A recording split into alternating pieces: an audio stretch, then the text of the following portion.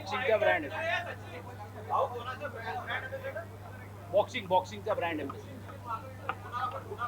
आज या मुंबईमध्ये जवळपास 1.5 लाख गिरणी कामगारांच्या प्रश्नासाठी भव्य असा मोर्चा, त्याला सरकारने परवानगी नाकारली तरी आझाद मैदानावर हे सगळे गिरणी कामगार एकत्र येत आहेत आणि यांची प्रमुख मागणी आहे की या मुंबईत घरं मिळाली पाहिजे, परंतु मुंबईपासून लांब दूरवर या कामगारांना घर सरकार देऊ पाहत आहे आणि ते जर स्वीकारलं नाही तर या तुमच्या घरावर कोणत्याही प्रकारचा हक्क राहणार नाही अशा प्रकारची धमकी दमबाजी सुद्धा सरकार करत आहे.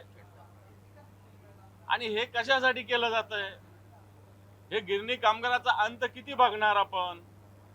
परंतु एक बिल्डर आहे चड्डा प्रायव्हेट लिमिटेड म्हणून, याची घरं घेतली जावी, याचे खिसे भरले जावे आणि हे घरं गिरणी कामगारांना थोपवलं जावं म्हणून सरकार गिरणी कामगारांना मुंबईच्या बाहेर हाकलण्याचा प्रयत्न करते. परंतु गिरणी कामगार आणि मुंबई हे अतूट नातं आहे, ते कधीही कदापिही कोणत्याही सरकारला तोडता येणार नाही. आणि म्हणून आझाद मैदानावर जो भव्य असा त्यांचा मोर्चा आहे त्याच्यात आम्ही सुद्धा सगळे सहभागी होणार आहोत. पक्षाचे प्रमुख माननीय उद्धवजी ठाकरे साहेब सहभागी होणार आहेत आणि या प्रश्नाकडे सरकार जाणीवपूर्वक दुर्लक्ष करतंय, या गिरणी कामगार अन्याय करतंय. हे होत असताना या आझाद मैदानात शिक्षक सुद्धा टप्पावाढ अनुदानासाठी किती तरी आंदोलन करतात. अधिवेशन सुरू झाल्यापासून हे शिक्षक आझाद मैदानावर उपोषणासाठी बसलेले आहेत.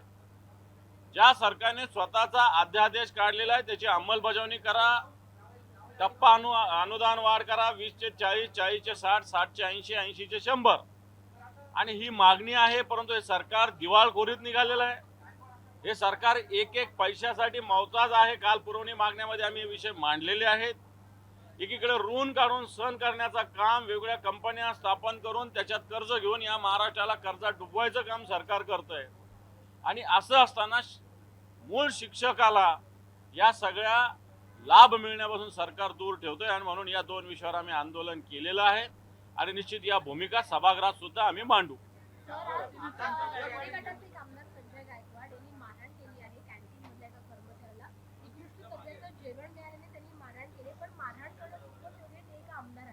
मारहाण करणं जसं योग्य नाही तसं शिळं अन्न देणं हे सुद्धा योग्य नाही.